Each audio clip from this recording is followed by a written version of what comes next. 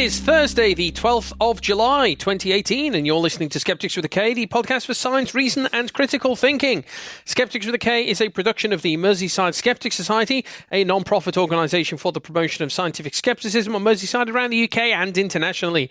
I'm your host, Mike Hall. With me today is Marsh. Hello. And Alice. Hello. So, Marsh, I'm given to understand that football is coming home. Well, football's coming home just as I'm fucking off. This is the slight nightmare. It's been very, very surreal, this whole World Cup business. Yeah. Because England traditionally not that good. B, this team in particular, no one give them a hope, and no one give the manager a hope, but we're doing pretty well. But I have been very excited about this whole World Cup business the whole way through the tournament and 4 weeks ahead of the tournament. Have watched almost all of the games, with the exception of the England games. Right, you've missed those. Because I saw the first England game. Is that some sort of protest? It's life protesting my happiness. Fuck England, bring back Sven Goran Eriksson. Is that what that was about? First England game I wanted to watch. Yay me, well done. Second England game was England-Panama. We were doing a QED meeting at the hotel, and the match was on in the background, but not even in the background. It was on about 20 foot to my right, unable to see, so we could jump up and see the goals, but miss the game. So I missed the majority of that game. And what I enjoyed about that game is that you missed the amazing first half. Yes. And watched the dull second half in full. In full. Didn't miss a single minute of the boring second half after the Lord Mayor's show. Third game was England-Belgium, which in itself was a bit of a rubbish game because both teams actively wanted to lose it just because of the configuration of the draw. Yeah. But I missed it to an extent in that it was my boss's leaving due for my other job. And so we were in the pub with that, and I couldn't just sit there. And although we were there to watch the match, no one was really watching the match, so I didn't really quite get to see that game. Next game was England-Colombia, which I saw, but Nicola booked us to go and see go see Eels in Manchester, which happened to be at the same time as the match. So the match finished. That was the match that went into extra time, wasn't it? It did, yeah. So at 9 o'clock, we went to the gig. At 10 to 9, the match finished. But from 5 to 9 up until 9:30, the match went into extra time and penalties, which we were in the gig for. It was a great gig. It was a great gig. It was absolutely a great gig. It did lead to a very surreal moment in the Eels gig where they were playing In My Dreams, and then midway through, the crowd's like, yay! and then they very politely stayed quiet until the end of the song. Enjoyed the song. Then cheered more than any other point. The crowd erupted in this explosion of cheering and whooping and hollering and jumping around in excitement. At which point, E from the Eels is there saying, wow, you guys really like that song, don't you? It never gets a reaction like that. And then he's like, yeah, it's evident you fuckers have been watching fucking TV the entire time. I mean, at least they knew. At least they figured that out. They did know. He was a very good sport about it. He's always a very good sport. He's excellent. You wouldn't want them to spend the rest of the tour finishing on that number. Why is it not getting the same reaction? Yeah. It was really big in Manchester. I don't understand why that is. So that was the very nervy quarterfinal, very nervy second round quarterfinal. I actually managed to watch England-Sweden, watch it at our house, Good. Nice and easy. Yes. And then semi-final is on Wednesday, aka yesterday, as of broadcast of this show. So we are out/in the final at the moment. We are either in the final or in the third place playoff. Yes. Which is basically out. It's worse than being out. It's worse than being out because you have to play again. You've been knocked out of the World Cup, but they force you to play again. And you have to choose what kind of loser you are. Yeah, basically. yeah. But just people trudge around like, why am I here? I just want to go home. But not only has that game already happened as of this being broadcast, but not as of this recording. When it happens, I'll be on a flight to New York. Yes. Because during the match. At Nexus. Because I'm speaking at Nexus. So my flight is at 10 to 2. The match kicks off at 7. And it's a 7-hour flight, which means I land just after the final whistle, basically. And so the game will be on. It'll be happening while I'm in the air, and I won't really probably know the result until I land. So what we've got here is a double Schrodinger. This game is a double. This is Schrodinger's cube. This has gone 3-dimensional on the box because it's a transatlantic flight from the UK to America. There's going to be a non-zero number of English people on that plane. I would say it's going to be largely English people, I imagine, going from Manchester, not like London, but Manchester to New York. It'll be mostly English people. Means they will, everyone, as soon as the plane touches down, everyone will be getting their phone out of airplane mode as quickly as possible to find out and you're going to hear a wave of coming down the plane. Yeah. Or fucking hell. Well, I think the pilot will probably give us updates. You'll definitely find out before you land. But people are saying, use the Wi-Fi, use a VPN to when you're going to be able to watch it on a plain Wi-Fi. Yeah. First of all, you can get text updates. You can get text updates. I know it's not ideal. But it's not. It's far from ideal. You'll be in a box full of English people. So yeah, well, that's going to be great if it goes right or wrong. We've seen what they've done to a fucking IKEA. Yes, knobheads. So yeah, that's going to be very exciting for me. And then it's like, bear in mind, this is the most important game in my adult lifetime since 1990, the last semi-final. At which point we're playing Germany, which are a better team than Croatia, probably, arguably. Sure. So it's possibly the biggest game of my life, the biggest England game in 50 plus years.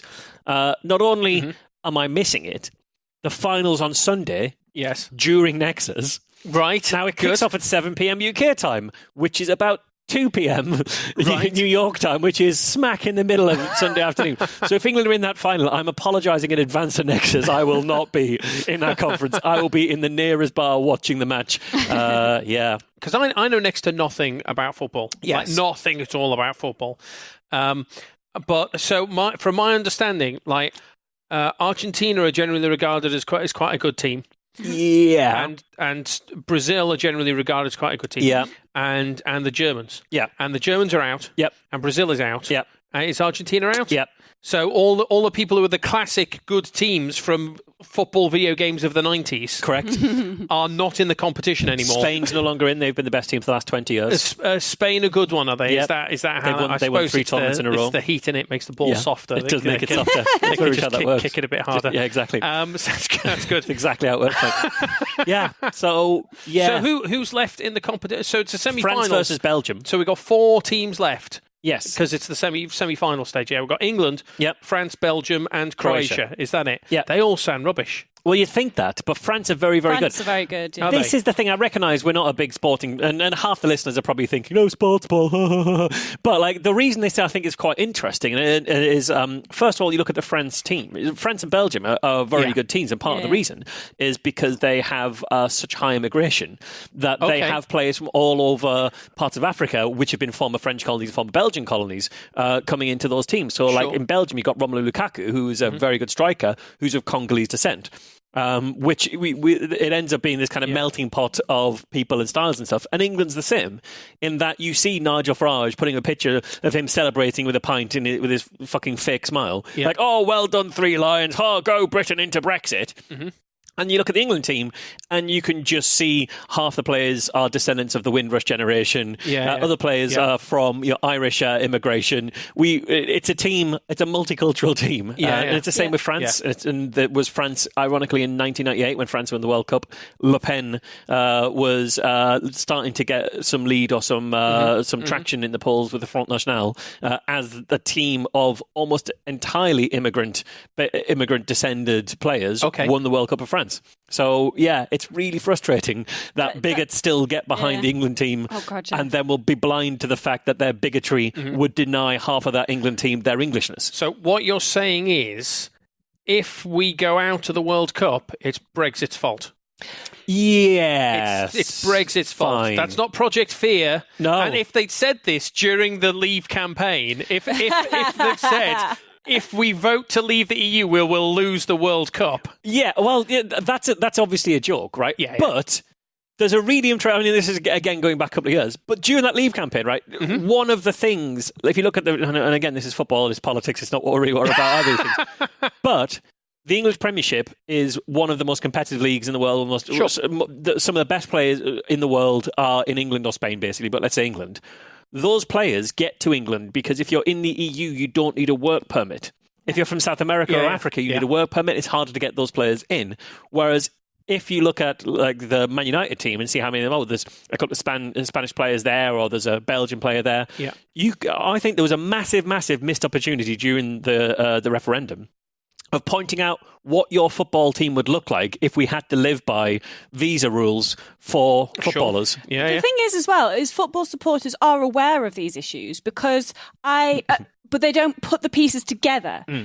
I remember very distinctly having a conversation with a person who I discovered that I was related to. I hadn't known that this person existed, but then I went to a school. We shared a surname. Turns out we're related. Don't really know him very well, but we'd had this conversation in class in school about something. I can't even remember what the conversation was, but throughout the course of that conversation, I discovered that he was incredibly racist. Good. Right. Nice. Okay. Then it now feels like the content of that conversation is somewhat relevant. I forget what we talked about, but he was very racist. I'm guessing I can think of what you talked about. I can take a wild stab at what you talked about. So throughout this course of this conversation, it had become apparent that he was quite racist. And then the conversation had moved on, and he'd moved to somewhere else in the room and was having a conversation. Literally, the very next conversation he had with somebody else in the room was about how frustrating it was that this football player couldn't get a visa, and they were waiting for this football player to get a visa. It's like, you literally couldn't write this. You know that work visas make life difficult for you to have diversity in a team, which allows a team to be stronger. Like, you've literally got evidence there that it's stronger if you've got diversity. But... And just don't put those two hands together. Yeah. So, Marsh, if people encounter you at Nexus and England have lost, how can they tend to your wounded ego? I mean, as a result, don't rub it in. Do you want people to buy your pint? Just say, I'm sorry, mate. You say what they shouldn't do. That sounds like a bad idea. Buying me pint sounds like a very bad idea. Because there's a lot of them. And just don't rub it in. Well, we've done all right. If we lose in the semi-final, I'll be happy. I think, we expected nothing. This has been decent. Done okay. Because this thing is all this stuff about, like, it's coming home. Football's coming home.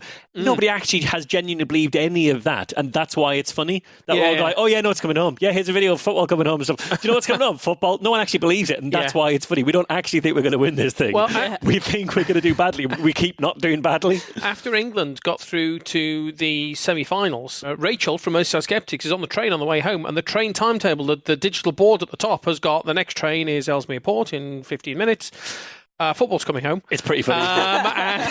And then the train after that is, is going to Chester or whatever the hell it was. That's what's up on the boards. Nice. Very occasionally, we're good at some collective sarcasm. I'll tell you what else I've noticed as well, and this is kind of a sort of random aside.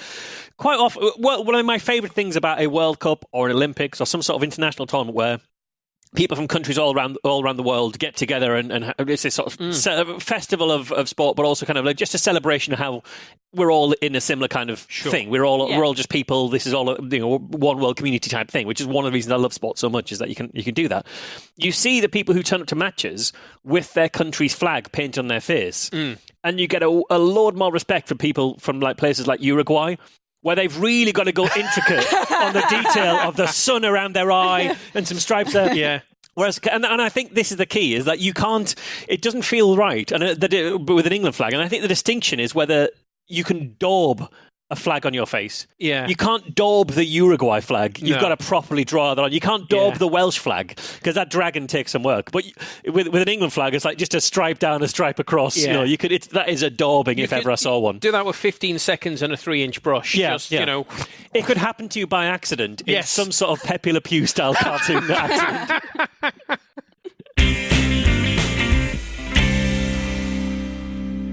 We've been having a heat wave in the UK. It's quite hot, isn't it? It's been about 26, 27, 28. Knocking on for 30. Up to 30, to 29 on some days, but it's been between 26 and 29 degrees Celsius. Which is like 87 Fahrenheit, something in that kind of area. Because American listeners were going, it's like 27, 28. You've got to put a coat on. What are you talking about? Well, I did see that in Sydney it's middle of winter and it's 18 degrees Celsius. So we're 9 degrees warmer than a Sydney winter right now. Brilliant. Yeah. But we are not built for this weather. We are not used to this weather. We do not have the systems in place for this weather. Your air conditioning in your work hasn't been working for most of the heat No, wave. it's been appalling. I've had to send our staff home on one day because it got too hot in here. Really? It was like, you know what, guys, it's too. Just go home. It's too much. Blimey. We have a portable air conditioning unit in our office that we left on all day one day when it was particularly hot, and it died. It was too hot for the air conditioning unit. We're not set up. My for this car kind doesn't of even have weather. air conditioning, which normally is not a problem. But I drove for 7 hours yesterday in the car in like what was about 32 degrees inside of a black car. So yeah, Yeah, just not built for it. we're not built for it. But for me, it's glorious because I'm like cold-blooded and like lie in the sun all day. You bask. I bask. I get my mum calls me a lizard because I love to be in the sun. If you see Alice on the beach, she just stands on one foot leg at a time. and then the other leg. Just switches the other foot. Yeah, occasionally licks her eyeball. I'm also a bit of a hippie who hates wearing shoes, as evidenced by the fact that I always walk into your office and immediately take my shoes off for recording. So when our friend and colleague at the Merseyside Skeptics Society, Sarah, I'm getting back into the story after a very long good. deviation, Long segue, it's good. sent us a story about earthing and grounding. It seemed to fit pretty well. Good. I've wanted to cover grounding for it. It's been in my long-term to-do list and I never quite got around to it. Good. So for the last 2 weeks, I have been outside as often as possible and barefoot whenever I can. This story seemed to fit pretty well. So the story Sarah sent us was from a website called The Wellness Mama and has the headline, Earthing and Grounding, Legit or Hype? Which is decidedly followed with a bracket saying how to and when not to. So which side of the legit or hype question do they come down on? Unless they've just got a very clear answer on the when not to. Just never. No need to.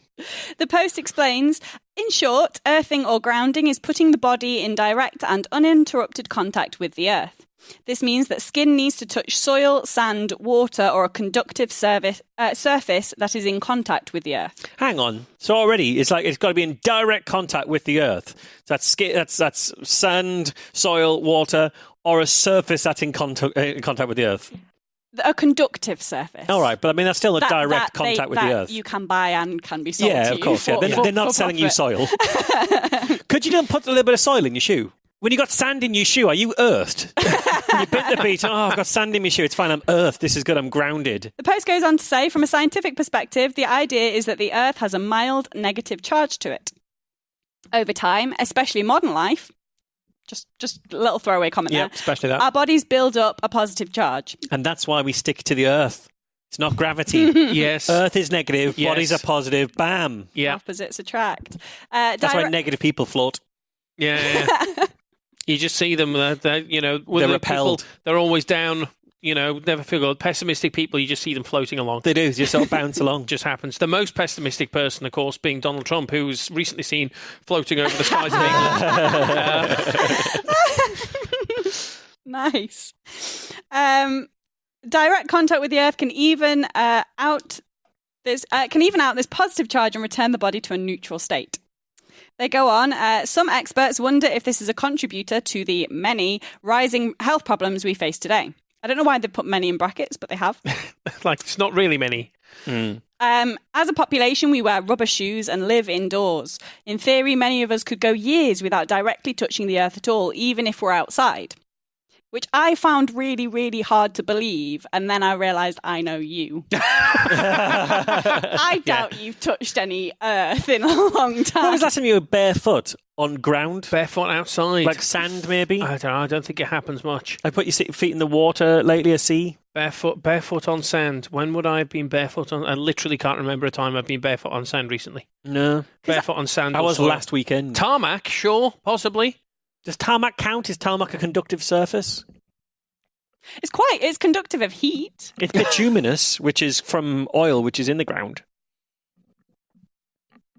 We'll have that. I have no idea. Very, very good chance that I've not earthed myself recently, which is... Because I was like, I mean, I know I go out, like I would walk barefoot outside more often than a normal person, but even in winter, I would be outside in bare feet like once a week, maybe. What? In winter? I'd walk out onto the balcony with bare feet constantly. I know the balcony's not the ground. Yes, but then if you imagine if I lived in a house rather than a flat, I'd walk out into the yard.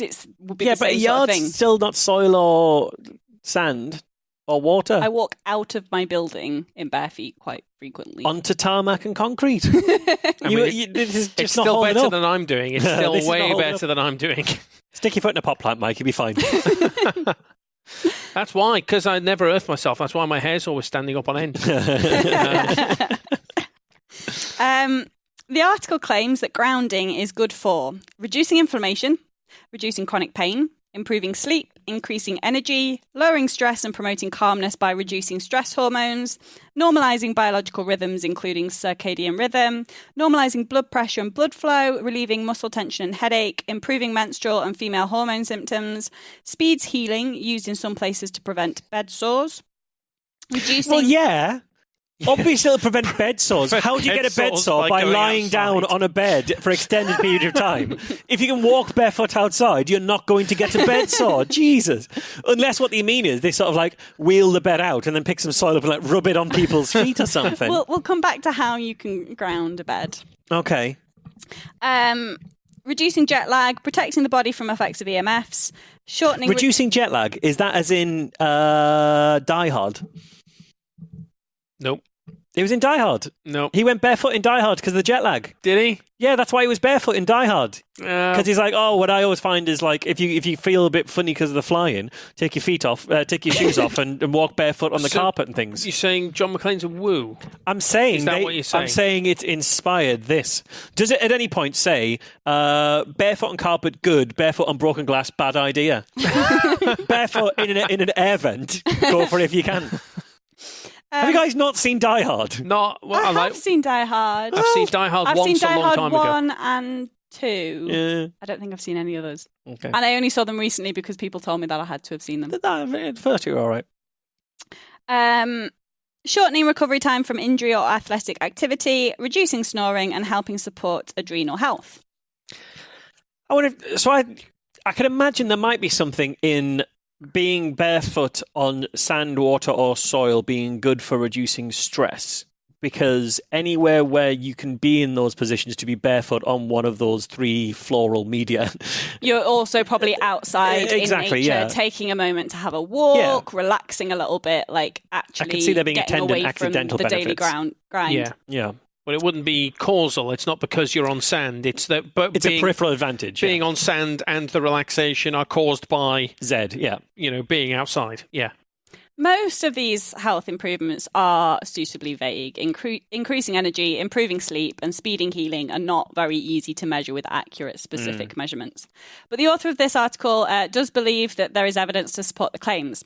In the article, the Wellness Mama says, critics claim that there isn't any evidence to back up this practice and that it could even be dangerous.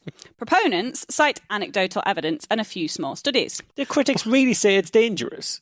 I don't know. I mean, unless you accidentally stand on a nail or something. I mean, there is probably a bit of a tetanus risk. Yeah, but nobody's going to say, hey, don't walk up barefoot anywhere, because don't go grounding with your barefoot on soil because it's dangerous. You might step on a rake. I mean, there are things like you could step on broken glass in the street and things like if you're walking around barefoot routinely, but it's especially walking barefoot around Alan Rickman. Again, he played Hans Gruber in Die Hard. Die Hard in a long time. I've seen it once. It was ages ago. He shouts at Carl, the German, shoot the glass, because he's barefoot. Shoot the glass. Shoot the glass. Okay. There's glass everywhere. Famously... That's the thing, and that's why Bruce Willis has to run across the grass barefoot. The glass barefoot. How are you not getting this? Also, the Germans in Die Hard walk around speaking German. They weren't speaking German, they just made it up. Were they? Yeah, it's not proper German. Okay. Good. Didn't bother thinking anybody would check. Apparently it's not. I haven't checked, but yeah. Good. Exciting. But she does go on to talk about some specific studies, and she even provides a link to a couple of them. The first study she talks about, she explains that 60 people with chronic pain and sleep troubles are split into two groups to sleep on a grounded sheet or on a placebo sheet.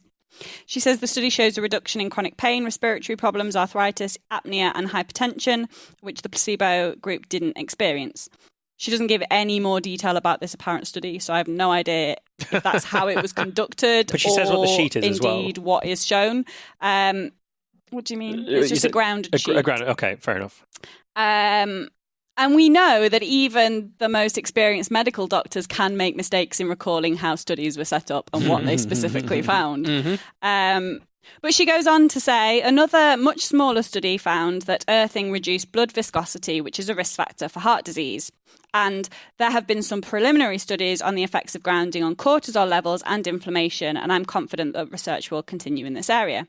So both of these studies, she links the PDFs, so we can actually look at what they say. That's good. The first research article she cites is titled Earthing, brackets, grounding the human body reduces blood viscosity, a major factor in cardiovascular disease. The paper was published in a peer-reviewed journal in 2013. Nice. The journal is called the Journal of Alternative and Complementary Medicine. Lovely. Impact factor? Negligible. 1.4 something. Oh, okay, nice. Non-zero number, to be fair. It's better than a skeptic I can achieve.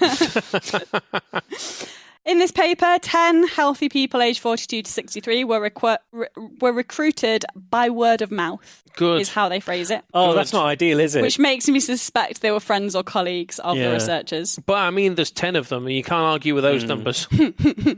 10.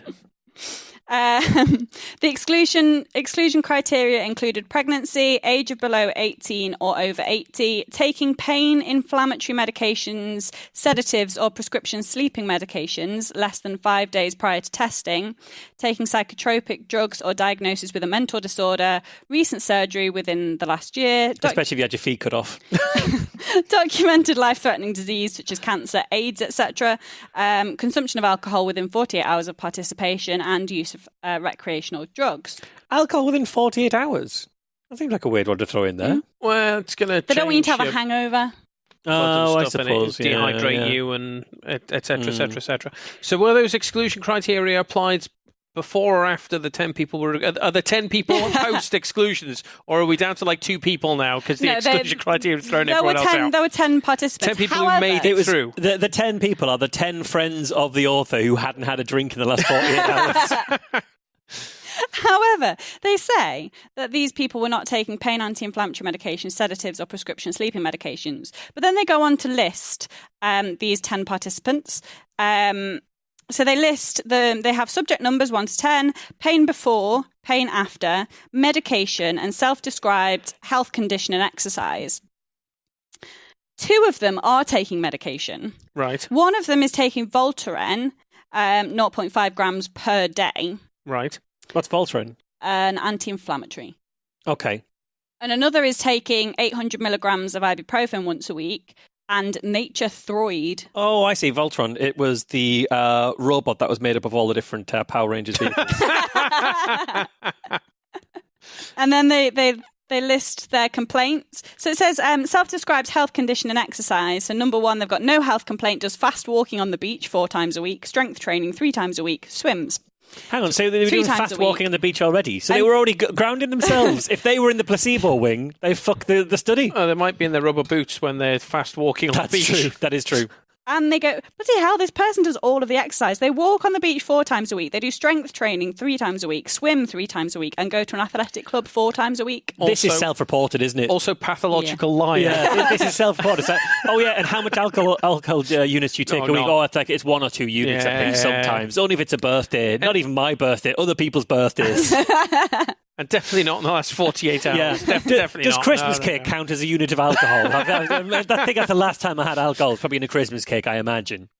Participant number 2 experiences extreme heat sometimes in ankles and lower extremities, had a heart murmur as a child, does running, cycling and rowing, uses elliptic machine, swims 3 to 4 times per week, 20 minutes to 1 hour, walks on the beach often, goes to a club and trains outdoors. Mike is giggling at the extreme heat in the ankles. I'm very amused by the idea of someone suffering from extreme heat of the ankles. Not even like, well, do you have any medical complaints? I struggle with hot ankles. It's like extreme heat of the ankles. Yeah, My extreme ankles ankle heat. routinely burst into flame. Yeah. Occasionally. How's your heel? Fine. Absolutely fine. Calf, fine. Ankles, nightmare. Oh, God. You could toast marshmallows on the ankles and then use the heel to let them cool off before you eat them. Participant number 3 has no health complaint, had 5 children and eats only raw food. That was written in italics. I think some of those are health complaints. I think both those constitute health complaints. Runs 3 days a week and does yoga 2 days a week, outdoors and at home. She does well to have 5. I mean, fair play to her. She does well to have 5 kids and still run 3 days a week and do yoga 2 days a week. It does say had 5 children. She's killed the kids. Wow. Jesus. And I think so. I mean, she might be in her 50s, I guess, and had Bear kids in mind, early. so when I said that these participants were aged 42 to 63, when I looked at it, like the vast majority are over 50, most of them are late 50s, early 60s. Okay, that makes more sense then. And one of them left all their kids in a pub like David Cameron. Because his ankles got too hot. I'm not going to read out all of them, but I love this self-described health. I spent ages reading this earlier. Number 4, contractor with no physical problems. Like surfing and fishing. It sounds like a dating ad. Good sense of humour. Indulges in sugar and sodas moderately. That's all we've got about him. The guy who takes an anti-inflammatory is a real estate manager and handyman, has lower back pain when stressed. Now, that's already very loaded. He's decided that he only gets back pain when he's stressed. Yeah. Not when he's been doing a lot of handymanning. Yeah. When he's stressed. Although, arguably, I suppose he might get stressed because he's got loads of handymanning to do. Yeah. And his back keeps hurting. So I've got all this work to do and my back hurts. I'm really stressed. Oh, there's me back. Oh, actually, yeah. And then the guy who takes ibuprofen, it just says, did not mention why he takes ibuprofen, does cycling 2 times per week in neighbourhood, has knee arthritis, Lyme disease and candidiasis. That was knee as in K-N-E-E. Not he's got knee arthritis. Oh, well, that's good for him. He hasn't got Lyme disease, has he? Probably. No, Lyme disease doesn't. It doesn't exist. Yeah. It doesn't exist. Asterisk. Yeah, it depends whether he thinks he's got chronic Lyme disease or Lyme disease, like whether he had a tick bite and is recovering from a tick bite. Yeah. No physical problem to report. Does brisk walking, approximately 30 minutes at home and outdoors. That is somebody who has been asked, do you do any exercise? And they've gone, no, not really. I walk sometimes. Yeah. Very conscious about food and eats only healthy fats from vegetables. Only healthy fats from vegetables. Which sounds like and nothing else. Yeah, he just exclusively eats. He's just drinking gallons of vegetable fat. Yeah. Sunflower oil. I mean, just gallons and gallons of it. He can't help himself. I thought you said he only does bris walking. And bris is the name of the circumcision process in Judaism. I thought, wow, what is that like walking slightly awkwardly? I don't know. A slightly pained gait. I mean, I'd have a pain gait if all I had was crisp and dry in a straw. And so, yeah. And then the last person is seeing a chiropractor for a stiff and sore neck, does not exercise currently, does meditation in groups and takes singing class. Take singing class? It's just really odd that they've included these in this table. Oh, it's good to get to know your anonymous participants. Yeah. Does that not break the blinding slightly, potentially? Possibly, I mean, depending on who's blinded. Especially with the word of mouth recruitment. Depending, I guess, on whether, yeah. Even if it's like a mate of a mate, you're going to be able to get that Stephanie, isn't it? I know that's Stephanie. But you might no one else gets hot ankles. You might only put those. She's not well known for hot ankles. Hot ankles was her nickname at college for a very different reason, as it turned out. Of these 10 people, the authors measured the zeta potential and red blood cell aggregation as a measure of blood viscosity, which they did before and after grounding. So there's no control group here. Good. It's purely observational. The grounding technique requires participants to sit with their feet elevated and attached to a grounding device the authors had created for 2 hours. Bloods were taken while they were still sitting with their feet elevated and attached to the device in the case of the after grounding. Okay. They don't say how they took the blood beforehand, whether they just walked straight in, sat down, took bloods, whether they were standing. All of these things are actually quite important to how your blood system works. Mm-hmm. That's true, although so long as you're consistent between the placebo group and the other group, then at least you can say... They don't have a placebo group. Oh, I thought you said they had a placebo blanket. There is no control. That was the other test. Oh, sorry, it was my mistake. Okay, fair enough. Yeah, so they're just doing before and after. Yeah, it should. So before, there might be any number of reasons why you've got a different measurement to after. Yes, you've got no way of knowing that this is related to grounding, or it's whether they sat down with their feet up for 2 hours. Yeah. That might change how your blood behaves. I'm not convinced electricity takes 2 hours to fuck off through your feet as well. That's traditionally quite nippy. Bit nippy. Electricity. Yeah. Lightning, that's got a lot more potential energy that's going to be stored up than in charge in your body. It depends whether it's draining you like a battery. Whether you put your feet up and it takes a while for like being on your phone for a couple of hours, waiting for a little LED on the back of the machine to go out. Yeah. So, blood viscosity does change. It changes depending on which phase of the pumping cycle the heart is in. Mm-hmm. It will also change depending on how fast your heart is pumping. Sitting down for 2 hours, a nice 2 hour relax is that might be the thing that's having the impact. Even if we had enough participants to be sure that the blood viscosity changes are relevant, which I am nowhere near convinced that we are, we have no way of knowing if the changes are specific to grounding or just having a nice sit down. It's not even like that would be hard to control for either. It's you just have some people sitting with a machine and it's not turned on. Yeah. And the problem is you go from 10 participants down to 5. Yeah.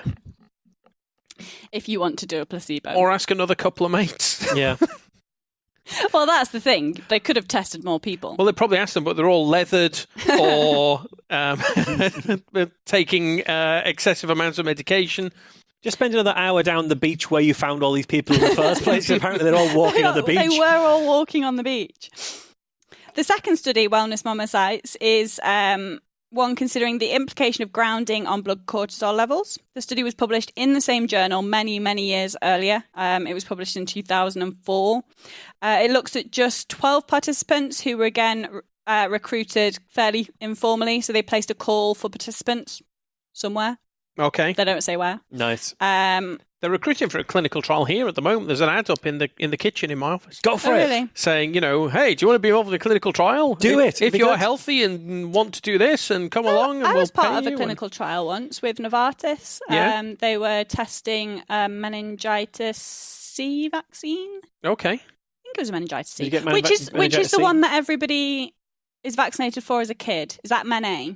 I don't know. No idea. I don't know enough about the vaccine schedule. I can't and remember. we were kids about 10 plus years after. One of them. I had an additional vaccination for one of the meningitis. And types. have you subsequently got meningitis? Have you No. been immune? That's not quite what they were testing. Were you in the placebo group? I don't know. There's no way of knowing. You'd want to know afterwards, like way, way, way afterwards. Well, no. And the So answer was, what they placebo! do is they give you the vaccination afterwards if you weren't in the trial group. So did they give me a second vaccination? I can't remember. It was so long ago. So basically they make sure that everybody by the end of the whole trial has had that vaccination. So what you're saying is that the fact you haven't developed meningitis C recently is a placebo effect. That's what it is. They just took, what did they do? They took saliva samples. I can't remember what they were looking for, but they took saliva samples every 6 weeks after I had this vaccination. Right. And they had to test if I was pregnant every single time. It's really annoying. And were you? No. Were they testing to see whether the vaccine made you pregnant? They don't. Like Most meningitis clinical baby. trials do not like doing studies on women Yeah, that's For that. never gone wrong in the past, has for it? that exact risk that women are weird despite being 50% of the population-ish. So they don't do tests. I mean, they're right. very Women often. are weird. I mean, men are also weird. It just turns out people are weird. So yeah, it's not ideal. But I guess that was their way of controlling for that to a Sure. degree. So they looked at 12 participants, and if you thought the previous study was weak, that's nothing compared to this one. That was the good study. That was the good study. Wow. This one was titled The Biologic Effects of Grounding the Human Body During Sleep as Measured by Cortisol Levels and Subjective Reporting of Sleep, Pain and Stress. So it's published in 2004. The premise was relatively simple and partially measurable. The authors explain diurnal cortisol secretion levels were measured and circadian cortisol profiles were evaluated in a pilot study conducted to test the hypothesis that grounding the human body to Earth during sleep will result in quantifiable changes in cortisol. It was also hypothesized that grounding the human body would result in changes in sleep, pain and stress, anxiety, depression, irritability, as measured by subjective reporting. I'm sure there was this paper that I started reading about how the placebo effect influences cortisol levels. And I think it actually does have a measurable change in cortisol levels, but that's because cortisol is quite affected by your Mood and thoughts mood and and feelings. psychology, rather than it necessarily being a very tightly coupled physical thing. So not necessarily a surprise in a study like that where they've said, the magic machine will help you, then it might actually have a measurable effect on cortisol levels. Well, we'll see if it actually has a measurable effect first. So in this case, the authors say 12 subjects with complaints of sleep dysfunction, pain and stress were grounded to earth during sleep for 8 weeks in their own beds using a conductive mattress pad. Not entirely sure what it was conducting. It was in their own bed. It was not on the soil. Was it plugged into anything? It turns out there was a grounding rod that feeds from the bed out of the participant's bedroom window and down to the ground outside. You stake it down. Wow. So you can't be grounded if you're in like a flat? Well, unless you get a really long rod. We'll come back to that. The age range of the participants was 24 to 72 and they were interviewed by telephone. The participants then completed health questionnaires and were contacted weekly. All of this makes it sound like the researchers never actually met the participants. The mattress pads featured a grounding rod that ran outside of the bedroom window for each participant into the ground outside. The participants were required to complete self-administered 24-hour collection of saliva samples by chewing a salvette for 2 minutes at the relevant time points before beginning their grounding treatment. And then they used these magic beds for 6 weeks and repeated the test. Each participant also did a daily sleep survey for 1 week before grounding and for the next 8 weeks while using the magic beds. And they also did weekly pain surveys. Here are the before and during, 6 weeks, cortisol patterns of the 12 subjects. These are compared to a normal example taken from a paper from 2 hours prior. Good. So there's no control group in here either. Obviously. So these are each of the 10 different subjects. Yes. Okay. So they're showing the cortisol levels both before is the dotted line and after grounding is the straight line, the filled in line. So they do one per person. Yeah. There's nothing strikingly obvious from this to me. No, I mean one of them is exactly the same, which is suspicious that it's identical. Yeah. Yeah. Another couple are very, very similar with similar peaks at similar stages. In fact, all of these 4 look quite similar. This one looks quite similar. So that's 5 out of 12 look very, very similar. This is pretty similar as well. At least half of them are pretty close. And also on some of the dotted line, which is the before, is higher. Yeah. And on others, the after is higher. Yeah. And it's almost an even split between the two. Pretty much, yeah. So this tells you nothing. I'd say this is not a consistent What they also did was to show an aggregation of all of them together before and after.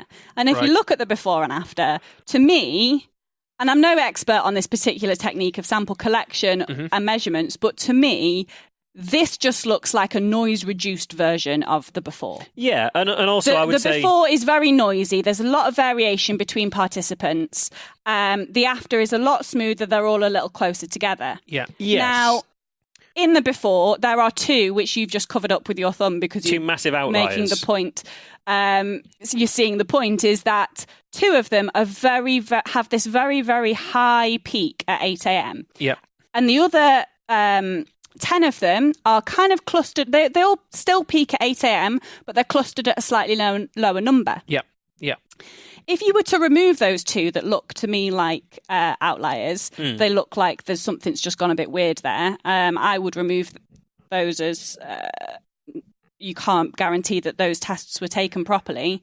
And you look at the after, actually, the after peak looks a bit higher to me. It does, yeah. It is definitely.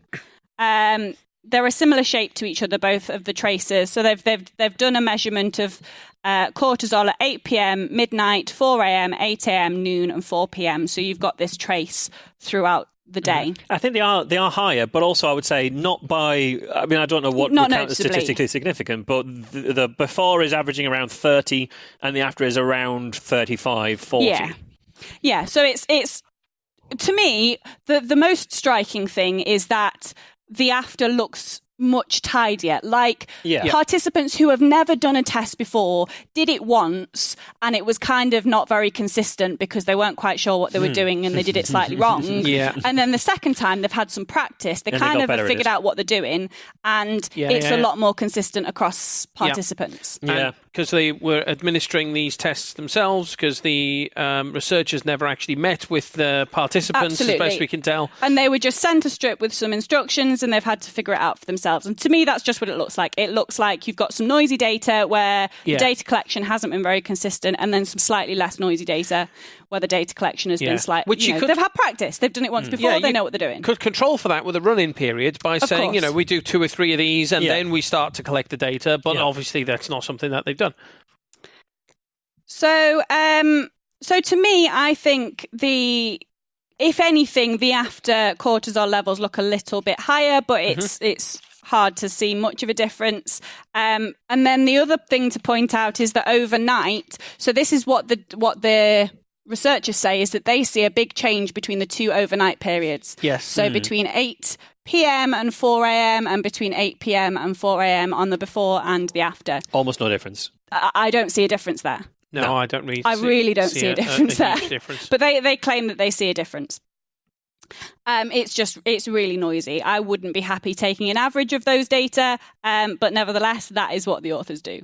They claim measurable improvements in diurnal cortisol profiles were observed, with cortisol levels significantly reduced during nighttime sleep in the after. Subjects' 24-hour circadian cortisol profiles showed a trend toward normalization. The normalization is the data they've taken from a previous paper. Oh, of course they don't have a control. Yeah. They also say, furthermore, subjective reporting indicates that grounding the human body to earth during sleep improves sleep and reduces pain and stress. There we go. Those are their findings. So neither... The kind of summary is that neither of these studies are sufficient to claim grounding has any measurable benefit on people. But the Wellness Mama does say that these are preliminary studies, and she does say these are small studies, and she does kind of put them within some level of context. Yeah, these are preliminary studies from just 2004. So these are preliminary studies from 14 years ago for a product that I'm now going to sell you. I don't think she's the one selling them, although almost certainly she will. The links that she provides in her thing will be affiliate links. I'm certainly going to recommend them to you. But she does move on to some other evidence that she talks about. So she moves on to talking about grounding and inflammation. She says, what fascinates me most is the testing done in thermographic imaging. Oh, God. Which basically shows a heat map of the body. We're going to come back to thermographic imaging in the future. To summarise thermographic imaging without going into any detail, there is some evidence in some cases that thermal imaging might possibly detect inflammation in clinical settings. That is to say, we are not confident on that, and it is only under certain cases. The evidence is far from solid on thermographic imaging in science, whereas in the world of pseudoscience, this measurement technique is used frequently. It's used to diagnose cancer. It's used to tell you you're cured from your cancer. It is really largely used by pseudoscientists, and for almost all of the things that they claim to be measuring, there is no evidence that it will detect the things that they claim it will detect. But it makes for nice before and after images. So this time the Wellness Mama hasn't linked the paper. She's included a photo of a printout of the relevant figure from somewhere. Maybe it's a peer-reviewed journal article. Right. I have no idea. I've just put it, you can't see the image very well at all because it's a printout of a photograph of a printout. But you can see how awful that image is. It's it's impossible to see anything from it. Yeah, that's not good. And those are knees, not ankles. Good spot. Knees. I'm not totally convinced they're the same knees. Are they human knees? They are human. Often they might be horses' knees. I think they're human knees. I loved it when we did the Shusi band test, and they used the kind of thermal imaging to show, oh, look, the blood is unclumped and all that kind of thing. But they had the before and after photos were clearly the same photoshopped. You overlay one on top of the other. It was identical. That hand had not fucking moved. It was the same. Either you'd sat there for 20 minutes with your hand not moving a fucking inch. In which case, no wonder it's gone cold. Or you put your hand back, but in the perfect absolute position. Or they Photoshop those thermography pictures. Yeah. She then goes on to talk about her anecdotal experience with grounding, including blood testing, which confirmed an improvement in cortisol levels over 6 months, although she doesn't say whether improvement is an increase or decrease, just it improved. Just it improved, good. And then she talks about some celebrities who maybe possibly use grounding. So she said many on the Tour de France, supposedly including Lance Armstrong, used an earthing recovery bag to speed recovery and increase sleep quality while on this endurance race. Various Olympic swimmers, runners and triathletes have reported using earthing, and various professional athletes have used earthing methods as well. Well-known doctor and natural health proponent Dr. Merkler has reportedly been using an earthing mat for years, and even Dr. Oz has gotten on board recently. That was Joseph McCullough. Yeah. Fucking So, McCullough, right. Really reliable resources. An athlete who was done for cheating. Yeah. And 2 woo doctors. Yeah. And we know athletes never engage in woo. Yeah. They never, ever do. And often knowingly do it, like, because they're like, well, it probably doesn't work, but it doesn't hurt to try, so fuck it. But also, this is an athlete who was doping and was also trying to find ways of deflecting from the fact that he was doping. Yeah. But I said, no, I'm doing all this other stuff instead, mate. Yeah. Smashing it. She then talks about how you can get involved and do some grounding, including buying mats, which you plug into your mains. Into your mains? Yeah. Well, yeah, the mains will have an earth pin. Oh, right. Okay. So not like... So I assume like plastic pin, and the earth pin is the only one that's actually metal. Could you get a combi of a grounding mat and a electric blanket? That could be a problem. I think it wouldn't be. Because you're under the electric blanket. Yeah, so it's using the live thing to warm up, but then the earthing one to earth you. To earth you out as well. 2 for 1. Every electric blanket in the UK is also an earthing mat. So these electric blankets, when I had a look on Amazon, can cost from £30 to £180. Okay. She also recommends getting outside with bare feet. And as we said before, like, getting outside into green spaces probably is good for your cortisol levels. Spending time walking around outside in fresh air might reduce your stress. And actually, in fact, Sarah is going to write us a blog post on the benefit of green spaces, which we'll be sharing on our blog in a few months' time. In her blog post, the Wellness Mama quotes a guy called Dr. Briffa, who genuinely holds a BS degree. An MBBS degree, which is a Bachelor of Medicine, Bachelor of Surgery. But he's a practitioner of integrated medicine in London. In the quote, Dr. Briffa says, during the normal processes of metabolism, the body generates what are called reactive oxygen species, which are commonly referred to as free radicals. These compounds appear to be important, at least in part because they have the ability to attack and destroy unwanted things within the body, including bacteria and viruses. However, too many free radicals are a bad thing and have been implicated in chronic disease as well as the very process of aging. So far, so good. That's all true. That's all true. Solid science. I was watching you and Mike for cues on that. Like, yes, correct. Oh, yeah, definitely. He goes on, free radicals are involved in the process known as inflammation, which is part of the healing process. However, low-grade inflammation throughout the body may lead to pain and other problems in the muscles and joints. All correct. And is also believed to be a key driving factor in many chronic diseases, including heart disease and type 2 diabetes. In short, we want free radicals, but not too many. It is largely correct. He's starting to get a little bit shaky. Like, you're starting to see a little bit creeping in. But it's still fairly solid. He goes on to say, free radicals lack sparks of energy known as electrons. One way to quell them is to give them electrons, and these can be supplied by nutrients such as vitamins A, C, and E, and plant substances known as polyphenols, found in, among other things, tea, coffee, cocoa, and apples. I mean, those give you electrons. Right.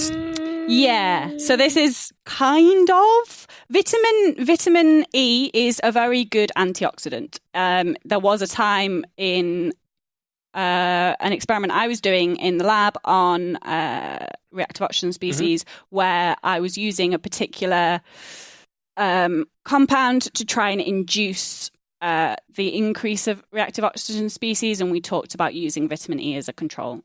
Sure. It is an antioxidant. Yeah. Whether antioxidants are good health supplements is an entirely different question. Yeah. And one we've talked about on the show before, and one I'm not going to go into too much detail on because, you know, it's the same with any dietary supplement. You either have a deficiency or you have enough. Like, if you have enough, there's no point supplementing. He goes on to say, however, substances we eat and drink are not the only way to get electrons into the body. Also, yeah, you pointed out it's not really electrons. No. Like it's way more complicated than that. Earthing does this too. If the body has a positive charge on it, earthing allows electrons to flow into the body, where in theory they can neutralize overblown free radical and inflammatory damage. Now he's just talking bollocks. Yeah. How on earth the charge is getting into the body through the skin, which is literally the whole purpose in it is to be a barrier. It is to stop things getting in. And even if you are going to get electrons going into your body through your top layer of skin, there are then many more layers of skin and muscle and tissue for it to get through before it's going to get anywhere useful. Also, throughout this entire story, I had assumed that the charge that we are discharging was an excess of electrons. We were charged up with electrons, and then when we touch the floor, like the static. electrons flow out of our feet. That was my assumption all the way through this story. But they're suggesting that we're positively charged, and then electrons come from the ground into our feet. He said early on that the ground is negatively charged. Yeah. And that's why negative people bounce. That's true. That is true. Yeah. I always, my brain doesn't quite work in electrons either, so I always get confused. And between what is oxidation and reduction. Yeah, I can't remember either. Oxidation. And I never I was always taught oil rig. Oxidation is lost.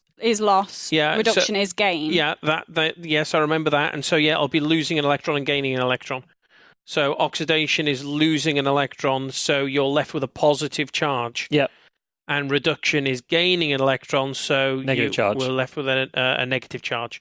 And if you've got reactive oxygen species, then you're triggering the oxidation of things. So you're left with positively charged molecules. So yes, you'd need to add electrons to do that. So yeah, that's right. Well done. He's right. Well done, Dr. BS. Convinced on this. I'm going to take my fucking shoes off now.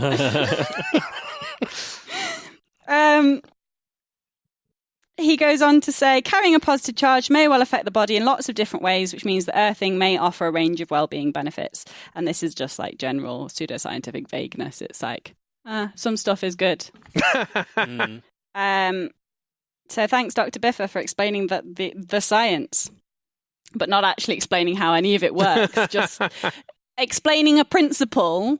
And this is the pseudoscientists that I hate the most are the ones that use science to explain a point but misapply that science. So they'll explain a scientific concept over here that is loosely related to a disease or whatever it is they're talking about over here.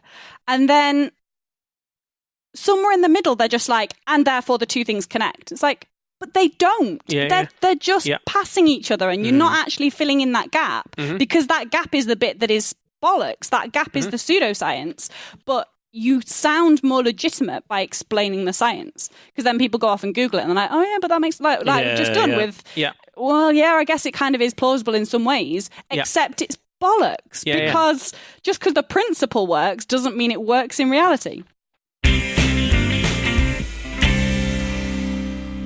So some time ago, we answered a listener question about the privacy of voice assistant services like Alexa, Siri, Google Assistant, Bixby, Cortana, and so on. Bixby? Bixby, yeah, that's Samsung's voice assistant. Right. Really? Thing, Bixby. You have no. Yeah.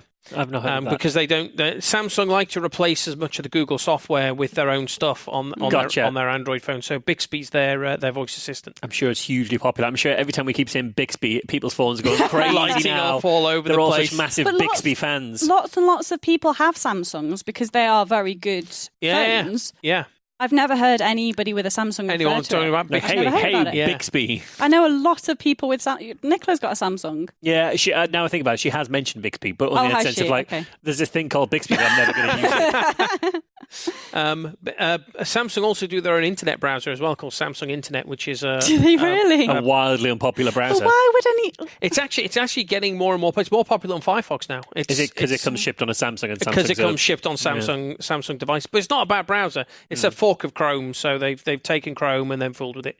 But it's actually not a bad thing, and the Samsung Internet developer relations people are actually really good people, and they turn up at conferences and they're nice and they sponsor things, nice. Which is good because I can't stand Samsung for the most part. Anyway, services like this, like Bixby, famously, and the accompanying devices that come with these things, and they're always listening microphones. They've been driving a conspiracy theory which claims that devices like this eavesdrop on your personal conversations and then sell that data to advertisers who use that information to try and sell you products. I can see why people would feel like this is a thing. Because I quite often see adverts on, for example, Facebook suggesting like groups and things. I'm like, I don't think I've mentioned this on, like, back when Facebook advertising took stuff just from what you typed into Facebook. Yes. I would still be like, I don't think I've ever mentioned this on Facebook. Why is it pulling in advertising from something unrelated? But that's because you actually have mentioned it and you just haven't realised. And then subsequently, like, they go into all your Google search history and all sorts of stuff. Or your friends have all mentioned it, and then they've gone, okay, so a couple of people have mentioned this, and who they got a connection? Alice. Maybe Alice would be interested in it as well. Yeah. Which, but I mean, that's really, it does feel really creepy when you're like, I've never mentioned this to anybody, and suddenly it's all over my... Yeah. Well, there was a great Reply All episode where they went into a lot of this, and this might be, I don't know, similar to where you're going, but one of the things they said was that if you mention over the phone, oh, I'm out of such and such an aftershave, and then they'd get adverts for that aftershave. And they figured out it wasn't necessarily because of the fact that they'd said it, but it was about the fact that they'd bought it previously and happened to be in a place where there was a shop of that nearby, and it had been a while since they'd bought it, and they'd flown into another place. So so this was an airport, so maybe you've left it at home, and it just put all the other parts of your life together and figured out you might need exactly. Need that in the near future. They're not listening to you. It's just creepier It's way creepier than that. They know you. They don't need to listen to you. They know you. And in these days of like big data and Cambridge Analytica and all that kind of stuff, it's not a surprise that people are suspicious that these devices are being used by advertisers to kind of gather information. Although my understanding on some of the population. Yeah, my understanding on some of the Cambridge Analytica stuff on some of it was it's not that they were successful, it's that they tried is why it's dodgy. Yeah. So what they were doing is incredibly dodgy. It might not have been hugely successful, but that they were trying it shows malintent from them on the Leave campaign, for example. Now, at the time when we talked about this initially, I expressed skepticism about these claims that phones are listening to you and feeding that to advertisers. First, on two grounds. First, to the extent that these devices are always listening, what they are listening for is a trigger word. Yeah. They do not record everything you say. They're just listening for their trigger word. Wouldn't have the space for it. Well, no. It would be ridiculous to try and store all of that information, to record and store that information. And hammer your battery by constantly uploading and all that kind of stuff. Secondly, if this were the case, that these devices were routinely recording and uploading conversations that you have, the hacker community would have been all over this. Yeah. They would have noticed this stuff coming out of their devices. And that you talk about needing a holiday and then seeing out for a holiday, that could be explained by more mundane effects than... mass surveillance. So in the effect that you just described, Marsh, it could be the case that you had a holiday about this time last year. And so it saw that you booked a holiday about a year ago, and so suddenly it starts marketing you. And you've been looking at Booking.com and you've been looking at TripAdvisor. You've been Googling holiday-related things.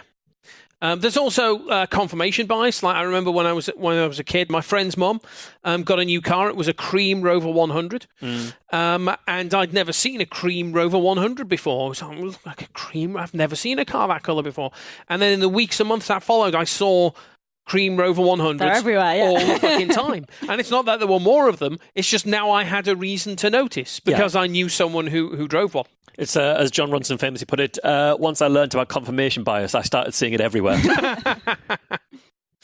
And you quite often you get these things where it's a advertising for diet plans or detox, or there's people say, "Oh, I should lose weight. I've really overeaten." But that might just be because it's just after Christmas. It's just after Christmas, and everyone is thinking about detoxing and just diet before plans summer and people are. And all that kind of stuff. So advertisers are more likely to be trying to sell you those kind of products anyway.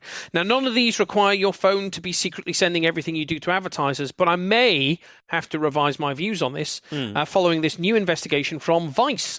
Okay. Your phone is listening and it's not paranoia, said Vice.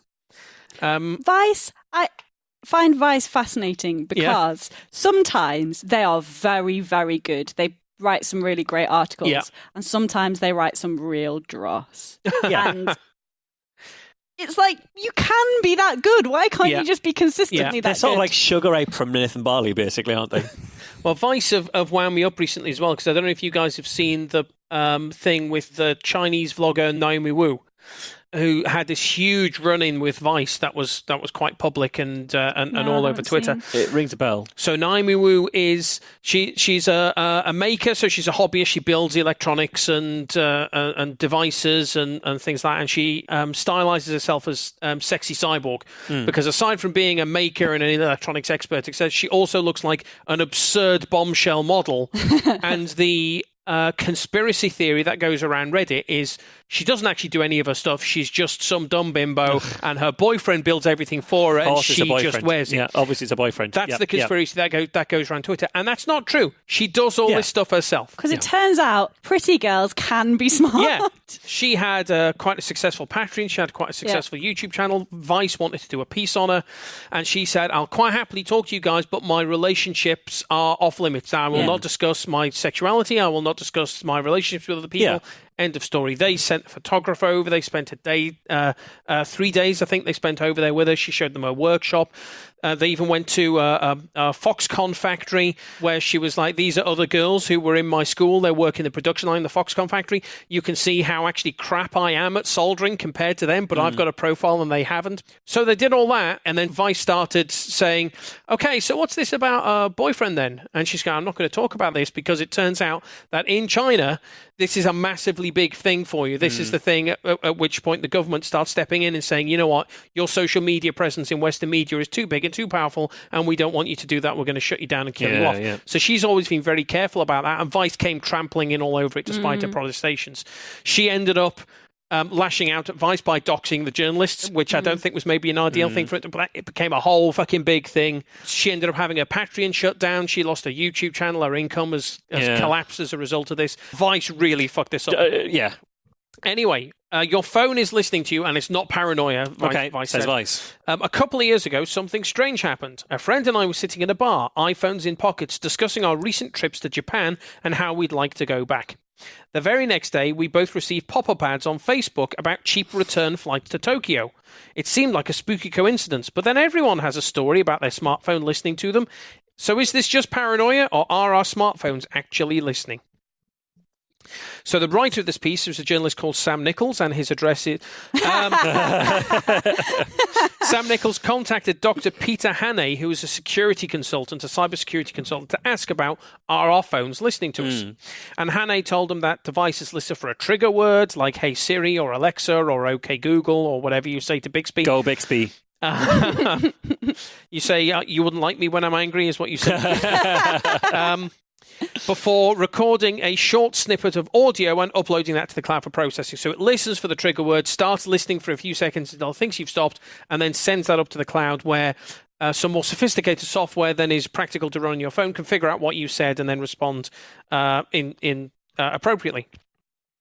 But Dr. Hannay went on to say, from time to time, snippets of audio do go back to other apps like Facebook's servers, and there is no official understanding of what the triggers for that are. Hannay then suggests that smartphone apps are able to define their own triggers for those always-on microphones and then upload and record audio to services controlled by that app. He says whether it's timing or location-based or using certain functions, apps are certainly pulling in those microphone permissions and using them periodically. All the internals of applications send this data in an encrypted form, so it's very difficult to define the exact trigger. Okay. Now, following this conversation, Vice decided to conduct a 5-day-long experiment. Twice a day, for 5 days, Sam Nichols said things to his phone. Like, I should really go back to school. Or, I need some new shirts. Nice. Suddenly, I was told about mid-semester courses at various universities and how certain brands were offering cheap clothing. A private conversation with a friend about how I'd run out of data led to an ad about cheap 20-gigabyte data plans. And although they were all good deals... But your phone knows when you've run out of data. It does, that's true. It does, yeah. Although they were all good deals, the whole thing was eye-opening and utterly terrifying. All of which sounds quite sinister. Yeah, and implausible to me. It feels like the listing, I mean, you're going to go somewhere with this, but the listing seems like the less plausible version. Like, I went to Tokyo and Kyoto for my honeymoon with Nicola. Yes. And because I book through, like, booking.com, I frequently get emails saying, hey, Michael, here's some cheap deals for Kyoto. Yes. But it does and he that for says everywhere that he's I've ever talking about, I went to Japan and thought going back might be fun and suddenly started seeing ads for Japan. It's like, maybe that's because it's a couple of years since you went to Japan and Booking.com has started saying this guy might be interested in Japan. Nothing to do with anything, listening to anything. I get an email. I got an email the other day saying hotels are available in Kyoto, Rome, and Taunton. All right, good to know. Exciting life. Come back to Taunton. No, never. Yeah. So first, my Facebook advertising always has things related to my relationship status. okay.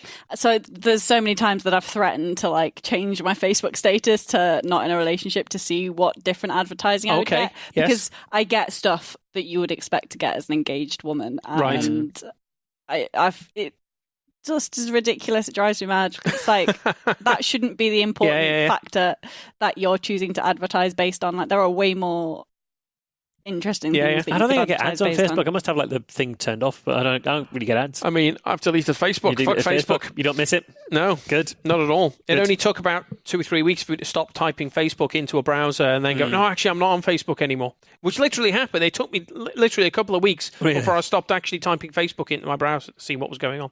It's odd that, isn't it? So the evidence gathered by this 5-day-long experiment is uncontrolled and massively circumstantial. Did they have a second device which they didn't talk to about shirts to see if it didn't tell you where to buy shirts? What systematic measurements were used to ensure that the ads before and after the conversations were actually different? Did any of this data get written down, or is this article in Vice it? Is that the full story? What they should have done was have somebody else say things to his phone about their life. Because then if he's typing all the stuff into using his phone normally, but then there's somebody else saying things that are completely different because it's coming from a different person, that might have been a better test. Yeah, that's an interesting way to do it. I also think Dr. Peter Haney's comments on trigger words were needlessly alarmist. Yeah. Although I'm not a terrific fan of Vice, as I say, because of the thing with Naomi Wu, so it wouldn't surprise me if Haney's comments have been taken out of context by Vice here a little bit. What he describes is technically possible, but that isn't the same thing as demonstrating that it's actually happening. In terms of trying to demonstrate that this actually happens, what we have at the moment are anecdotes, uncontrolled experiments like this one. And Hannah even says towards the end of the article, I assume they're doing this, but there's no way to be sure. Having earlier been quoted as saying this definitely happens, apps are pulling in these permissions, they do use them, this data is uploaded, it's in an encrypted format so you can't tell, etc. He then later says, I assume, but I don't know. Now, Facebook vehemently denies that they are using microphone data to feed into advertising algorithms. Yeah. That doesn't really count for much. Of course, Facebook denies a lot of stuff. But nevertheless, they are vehemently denying, they're explicitly saying, no, we do not do this. Apple have staked their entire brand on customer privacy over the last 3 or 4 years in the wake of various data harvesting scandals, even to the point of refusing to help law enforcement decrypt devices belonging to suspected criminals. Yes, yeah. I think it's very unlikely that they would then say, "Oh, but we'll sell it to advertisers. We won't help the FBI, but we'll help DoubleClick. Aren't paying hundreds of millions. It would be a massive thing if Apple were permitting even Facebook to covertly record audio using iPhones. Yeah. And in similar cases where companies have been caught abusing Apple's platform, for example, Uber were caught using customer location data even after the customer stopped using the app. Yes, I remember. In those cases, Apple took affirmative steps to stop that actually happening. In the case of Uber, Apple's CEO hauled Uber's CEO up into his office and said, I hear you're doing this, you will stop it, end of story. And Uber did. So what we really need is some high-quality data on this, something in a journal, something which addresses the question of whether smartphones are covertly recording us and uploading that to the cloud, which means it's kind of lucky that this month a paper on this topic will be published in the Open Access Journal Proceedings on Privacy-Enhancing Technologies. Okay. To be clear up front, this is a peer-reviewed journal. I think actually it's the papers that are published subsequent to a symposium organised by the same journal. So this is a peer-reviewed journal, but what I have is not the final version of the paper. So there may be changes. It hasn't yet been fully peer-reviewed. No, it's I don't know that there's going to be very many. It may have been through peer review. I don't know. Yeah. But what I have is definitely not the final version. You've got a draft manuscript because it says published on a date. Revised on a date, downloaded on a date. Yeah. It's like, okay, right, I see. So this paper is titled Panoptic Spy. Nice. Characterizing audio and video exfiltration from Android applications. I like exfiltration. I like exfiltration. That's a nice word, sneaking out instead of sneaking in. That's quite good. The researchers identified 17,260 Android applications, specifically looking at Android here, from one of 4 Android app stores. Google Play, obviously, being the most popular Android app store, which is where the bulk of I think about 15,000 of the apps came from Google Play, but also App China, Me.com, and a store called Anzi. Okay. I've never heard of any of those. Yeah, they're commonly the using of the markets, I imagine. Chinese Android devices don't always use the Google services. These apps were what the authors referred to as high-impact apps, which means they come from the top 600 free apps, the top 600 most popular apps, etc., from the Google Play Store. They also included popular apps from the other stores and a random sample of apps from an app aggregator called AndroZoo. So they gathered from all of these various sources. After removing duplicates, they finished up with about just over 17,000 apps. Okay. Mostly from Google Play, but a few thousand from other sources as well. They then subjected these apps to what is referred to as static analysis. Now, static analysis is a very powerful and useful tool in software development that lets you audit computer code without executing the computer code. Right, yes, okay. So it's a tool that I use on a day-to-day basis writing software. It's very commonly used in code linters, which I have 2 or 3 static analysis tools that I use regularly on a day-to-day basis. So they subjected these 17,000 apps to static analysis, which they used to identify 2 things. First, they identified whether the app requests permission to use the camera, microphone, or the device storage. So the hard disk, effectively. Obviously, there's no physical spinning disk in devices anymore, storage, but the storage on the device. So they looked to see which apps request permission for the microphone, the disk, or the camera. They then check to see if the application code itself at any point requests access to the disk, the microphone, or the camera, or some media interface. Does it try to load an image? Does it have an image upload system? Does it say, capture something from the camera? Does it say capture something from the microphone? Regardless of whether permission was initially sought or not. Yeah.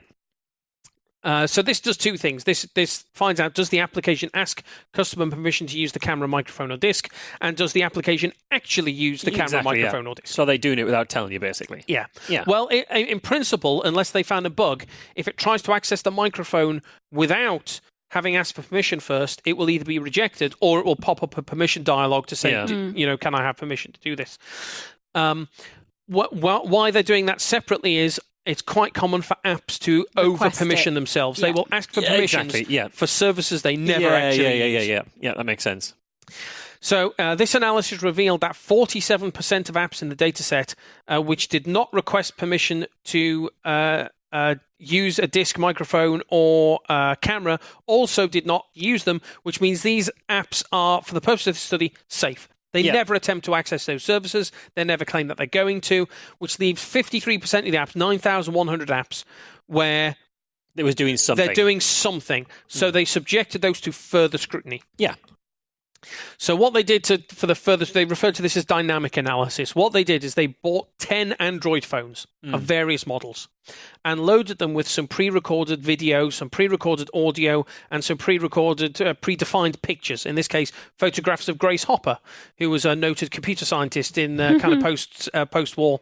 Okay. Is she the one that there's the picture of all the books? No, that's not her. Grace Hopper was a U.S. Navy admiral who was very influential. I think she invented the compiler. But they used pictures of Grace Hopper, which I thought was quite cool. Because quite commonly in these things, especially when you're doing computer research involving pictures, you use a picture that is referred to as Lena, which is a woman in a hat looking over her shoulder, which turns out to actually be a picture from a Playboy, and they've just cropped her boobs out, and it's a bit. Oh, can we not do better than using like cropped pornographic imagery as our test picture? And I think using Grace Hopper instead, I think is actually quite cool. So the reason they preloaded this thing with content was to see if apps were taking this content, even though they hadn't generated it, they were taking this content and then uploading it anyway. Yeah. So if they found a picture of Grace Hopper going out of the network, it was they're stealing content from the disk and uploading it, even though it's not content they've generated themselves. The apps were then randomized, which is nice, to be installed onto one of the 10 devices, along with a program that they called the Monkey. The Monkey? The Monkey. So a little bit of computer science history. In October 1983, the original Macintosh team were in the late stages of development on the original Mac. The original Mac came out January 1984. Yeah. October 1983, they're getting close to finishing the product here. Steve Capps, who's one of the developers at Apple, invented the caps lock. It was named after him. Yeah. It was. He had created a testing tool for the Mac, which he called the Monkey. The Monkey would feed quasi-random events into the current application, so it would push buttons, move sliders, drag things, hit keys, as if the machine was being used by a flailing angry monkey. Yeah, which is where the name came. It would just mash the key and the keyboard. It would simulate feces being shoved in the disk drive. Yeah, it would do all that. And initially, they would set the Monkey running on their prototype Macs, and it crashed the system pretty quickly. So they would find out where it had crashed the system. Oh, there we go, there's a bug. Fix that, set the Monkey running again until it crashes. Do that over and over and over again until eventually the Monkey could run for days and the system would be fine. And there we go. It's unlikely to crash in normal use. Yeah. We've debugged our system, which is good. Fast forward to today, and Google provides a similar testing tool for Android, also called the Monkey, presumably in honor of Steve Capps and the work that he did with the original Macintosh team. So when you're an Android developer, you can run the Monkey against your application to simulate user activity within defined parameters. So it'll click things, it'll move things, it'll drag things, it'll swipe, it'll type stuff into boxes, etc. For this study, the researchers left the Monkey running against their 9,100 test apps, and all this was done within a controlled networking environment so that you could monitor anything that was happening. Any data that left the device was recorded, even encrypted data. They used a thing called man-in-the-middle proxy in order to be able to even break the encryption that is commonly used on these kind of services. So they validated this setup as well, they're going to town on this. They validated the setup by creating an Android app that did leak data from the device. Okay, and they sure it actually do it. They installed it, set the Monkey running on it, and yes, they detected their data leaving the network. So great, we can detect. There's a picture of Grace Hopper. Brilliant. Yeah, positive control. We can detect data leaving the device, which is brilliant. Additional validation was done by installing apps that they knew sent data over the network. So the SoundCloud app, for example, they put SoundCloud on there, let it run. Yes, we can capture the data that's coming out towards SoundCloud servers. They were expecting that because those apps are designed for uploading audio. It's not like these apps are being sneaky, but they were getting positive control, just making sure that their rig worked. So they've gone to some trouble to set up a control test here. They've got a large corpus of applications. Apps are randomized onto real devices. They're not using emulators because some apps will detect if they're running on an emulator and behave differently, like a Volkswagen engine. Still like a Volkswagen engine like it's been tested. Yeah, absolutely. And they validated that the setup is able to detect the kind of things they're looking for. So this is pretty thorough. It's not without flaws because the Monkey can't, for example, log in because all of its input is spurious. But it's still represents the best data we have on this question. So what were the results? First, they found that a huge number of apps are over-permissioned. They request permissions they never use. They request access to the camera, location, microphone, and so on, and then go on to do nothing at all with it, which is not a huge problem per se, except if a future version of that same application decided it was going to use the camera for some nefarious purpose, it already has permission to do it. Yeah, exactly, yeah. More importantly, they did not detect a single attempt to covertly upload recorded audio by any of the 9,100 apps that they did controlled tests on. Not a single one of them attempted to upload covertly recorded audio. And Facebook would have been in there. Facebook would have been in there, although they wouldn't have been able to log into Facebook, which is probably quite a major limitation in this study. More alarmingly, however, was that they detected 12 apps that took screen recordings, either static screenshots or video screen recordings, and craftily uploaded them to the cloud. Now, this doesn't necessarily have to be nefarious activity. There are some tools, there's one called AppC, there's another one called Test Fairy, which are designed to help developers understand how people interact with their applications. So they use it, you get to see what they're doing as they go along. So as people are using it, you see what they're doing, you see what they're touching on, how they're scrolling, etc. And one of the ways they do that is by taking screenshots of video recordings of the app as it's being used and uploading those to the cloud so the developers can download them and see what you're doing with their app. this is more properly done in the context of a controlled closed user group or a beta test. You shouldn't probably ship these frameworks into production code where you lack the informed consent of your customers. Because it means you could accidentally capture personally identifiable information. One of the things they said is they recorded a zip code box being entered, and it was the monkey, so it was just typing shit. But nevertheless, if it was a real one, you'd get people's real address data being entered into this box. So if the user happens to be filling out a registration form when you take a screenshot, then is that while using that app though, or just generally? It's while using that app. It's not like it's screen recording, because one of the things that people would get very sketchy about would be if it was screen recording. If one app was screen recording while another app was being operated, another app was doing it. That's super dodgy. Apps can run in the background, but I don't know enough about this as to see whether an app running in the background can record an app running in the foreground. Yeah. I don't know if it can or it can't.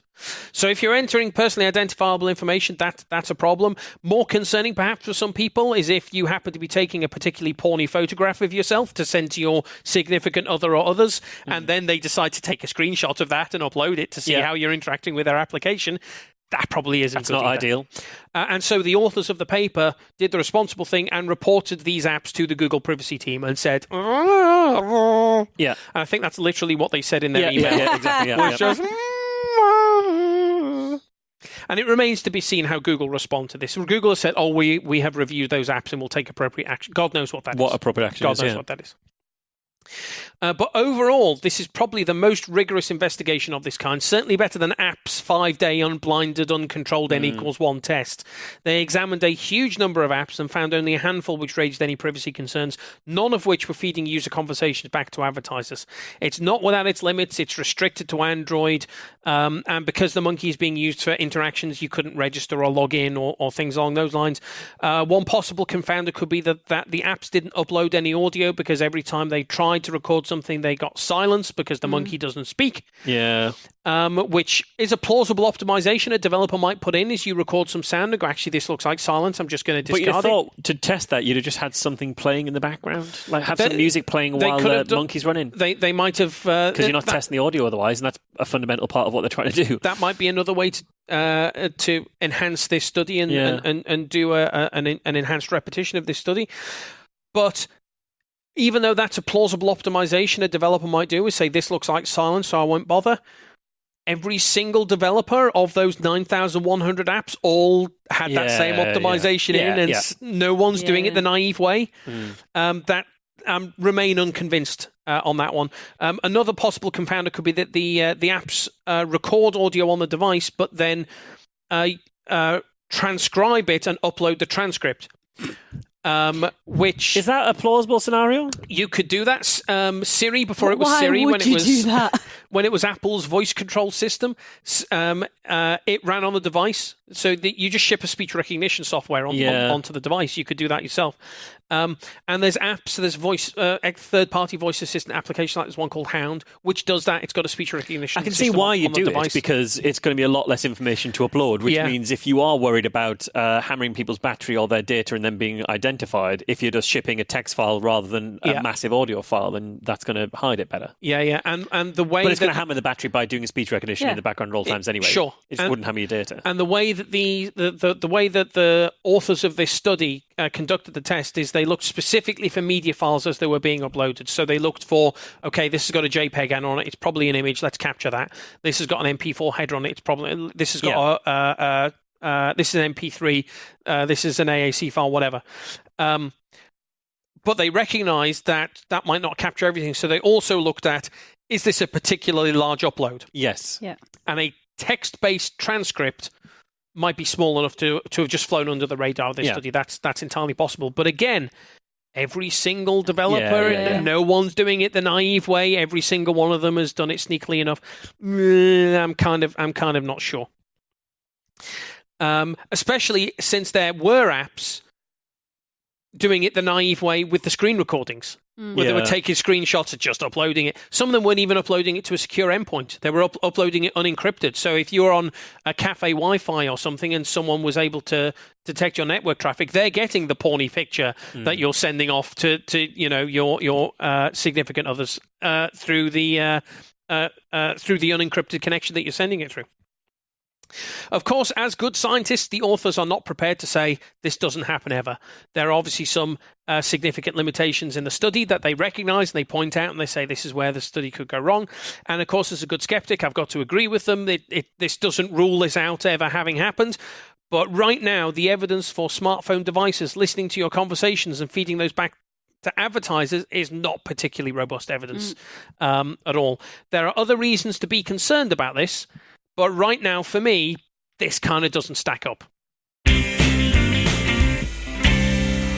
So, Liverpool Skeptics in the Pub is next week. It's a week today, on the 19th of July. That is in Frederick's Bar on Hope Street.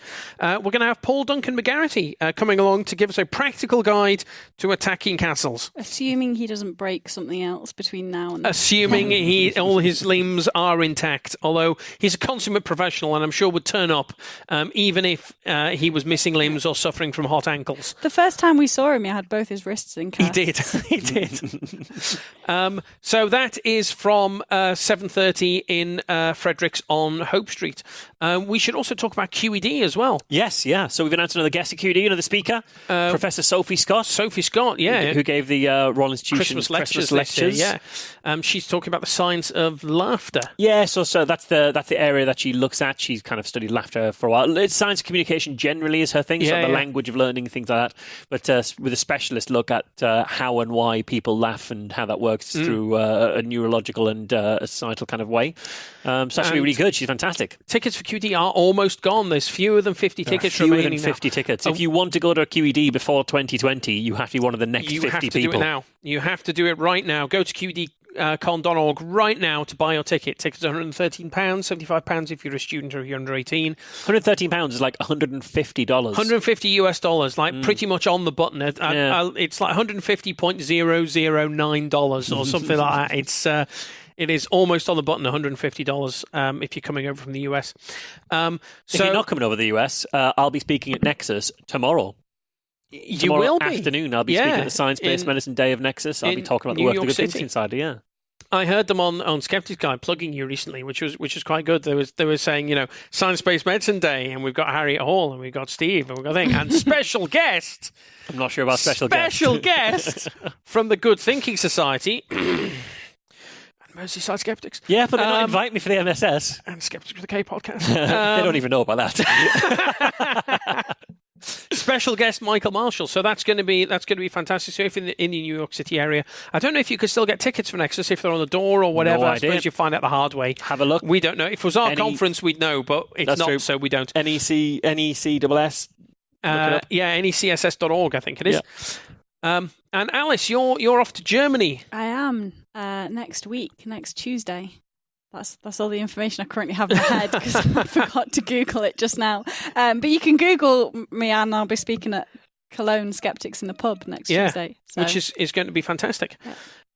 I'll try and speak slowly. Yes, and not in German. I won't be speaking in German. That's why I'll try and speak slowly. I'm sure people who attend English will be very, very good, but it's still hard to listen in a second language. No, of course it is. So, aside from that, then, I think that's all we have time for. I think so. All that remains then is for me to thank Marsh for coming along today. Thank you very much. And thank you to Alice. Thank you. We have been Skeptics with a K, and we will see you next time. Bye now. Bye.